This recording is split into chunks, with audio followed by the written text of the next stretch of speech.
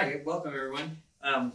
It's Roy, and I brought in Isabel today. So if you have questions, while we're talking or beforehand, feel free to, drop us a message below, or you can always send us, a message on Instagram, Facebook. So we brought in, so Delphi currently carries like about 3 different, what we call enamels. So I don't think all of them are technically enamels, but 2 of them are. So we carry a couple of different brands here.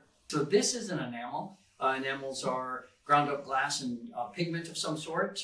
So the advantage to them is that they tend to have more pigment and colorant. So that when you paint with them, they hold their color really well. So as opposed to like using glass powder and mixing that up and painting with that, right?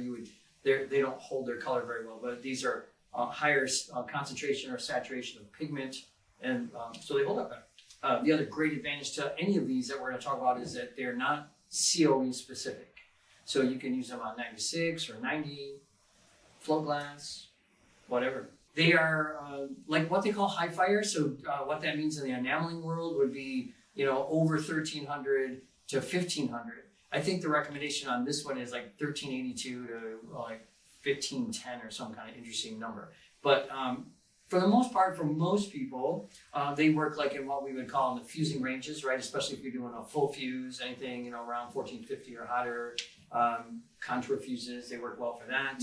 Because we get that a lot of times, when people are asking us and they'll say, oh, I fired this and it's just not as shiny as I thought it was. It's totally temperature. I mean, is really what that is. So I also found kind of like some differences between the brands. So I find that the Milton Bridge or the color line tend to be a little more glossy compared to the glass line. But again, like Roy was saying, it's subject to temperature, right? So maybe if I took the glass line to 1480, it would be the same result as one of these two at like 1390 or something. So you can still achieve and kind of work with them, but each of them are different. So sometimes it takes some experimentation with your kiln and your projects to kind of see how you like them and what they do. So this is what it looks like, right? It comes out like this. They come sealed, so you do have to, which is really nice because they don't dry up so quickly inside the bottle.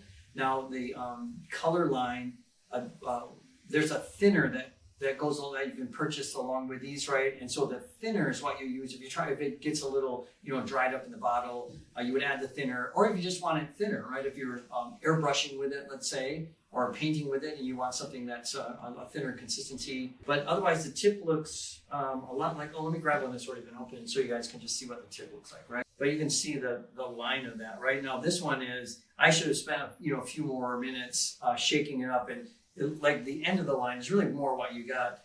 It's really watery because, the pigment settles to the bottom and then all the liquid stays on top. The recommendation for a color line is that you vent your kiln while you're running it.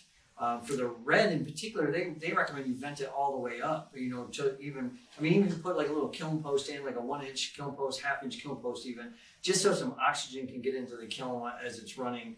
And then the other ones are the Milton Bridge ones. We sell them in smaller containers like these you see up here. All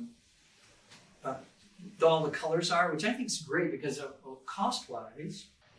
And these do also have specific tips too. I have a little, wow, it's like the world's smallest thing. But there's these kind of like A-shaped tips here. Now what I found is that the Milton tips also do actually fit on the glass line. So I have 2 examples here. These are the glass line specific tips, but the Milton ones do also fit on this, but not vice versa. So you have to still buy the specific brand.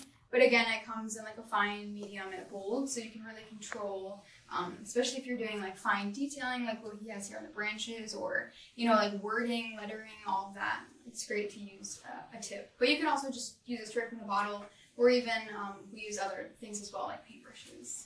Oh, and something really quick about the Milton is I definitely find that those are like the glossiest, I would say. I've had a lot of customers come to me, and specifically like for lettering, they really want something with like a high finish, high satin shine finish, and the Milton definitely is a little more glossy compared to say like a glass line or something. So, but you could always put different brands like on the same project. You know, you could always fire with one brand, and then maybe if you had specific detailing, you could do that with another too, and multiple firings. Two of these, the Color Line and the Milton Bridge, are enamels, and what enamels are is a glass base, right? So basically ground up glass and then ground up pigment, and then that's what it is. So that's why they have a tendency to be shinier, is because of that reason. And then as I mentioned, the glass line is more of what you might see as a glaze, which my understanding does contain some glass, but probably not such as high as a percentage. I think that's the difference, right?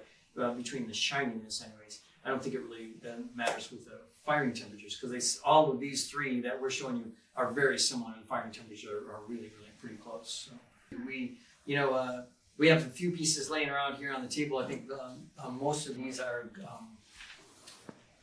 glass line. I'm gonna get it wrong now. Yeah.